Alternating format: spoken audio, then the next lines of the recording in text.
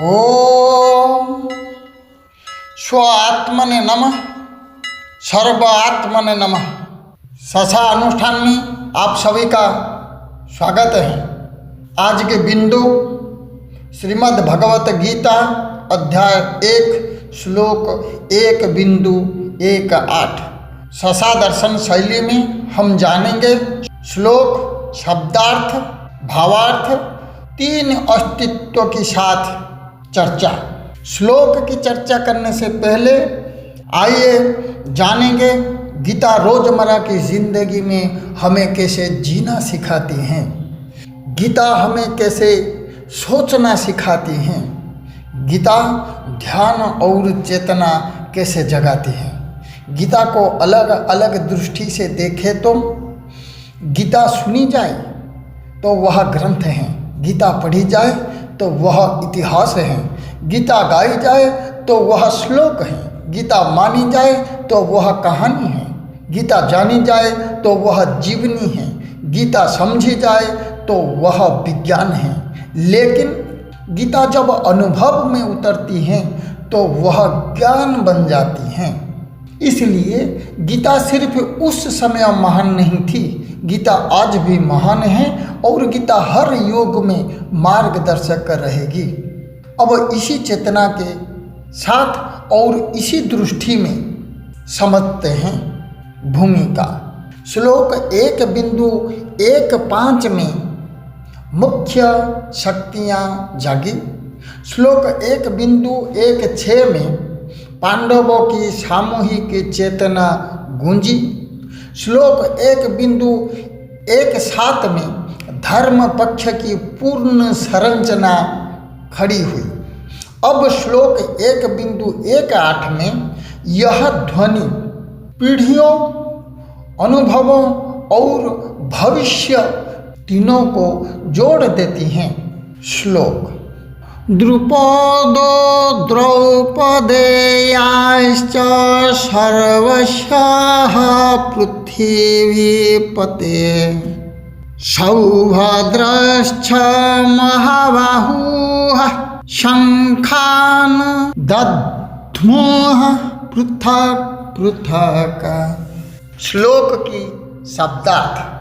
द्रुपदः यानी राजा द्रुपद, द्रौपदेया यानी द्रौपदी के पुत्र, सर्वेशः यानी सब और से, पृथ्वी पते यानी हे राजन, सुभद्रा यानी सुभद्रा पुत्र अभिमन्यु, महाबाहुः यानी पराक्रमी, शंखान दधुः यानी शंख बजाए, पृथक पृथक यानी अलग अलग। भावार्थ।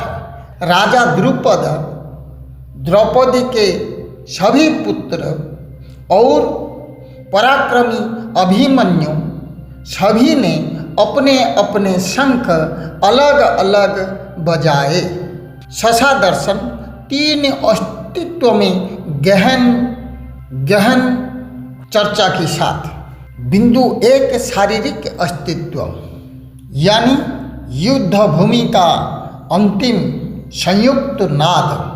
अब युद्ध भूमि में पांडव, उनके पुत्र, उनके सहयोगी और अगली पीढ़ी अभिमन्यु, धर्म पक्ष की हर परत उपस्थित हैं। यह केवल सेना नहीं, यह परंपरा है, यह निरंतरता है। बिंदु 2 मानसिक अस्तित्व यानी अंतर संघर्ष का अंतिम चरण, जहाँ पात्र मानसिक प्रतीक बन जाती हैं।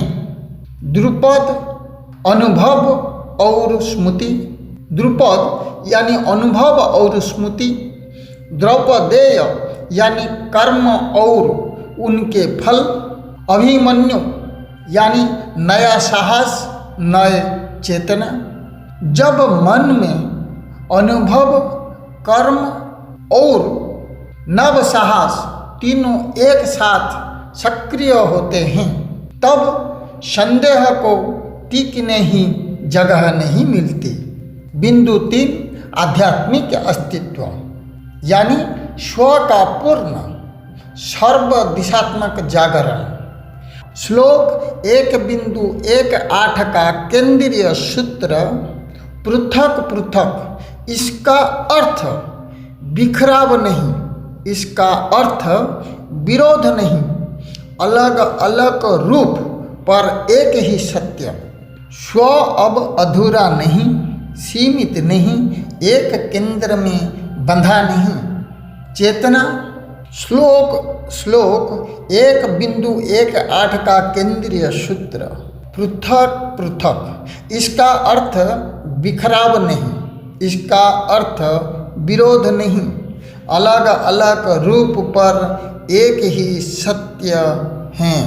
स्व अब अधूरा नहीं, सीमित नहीं, एक केंद्र में बंधा नहीं।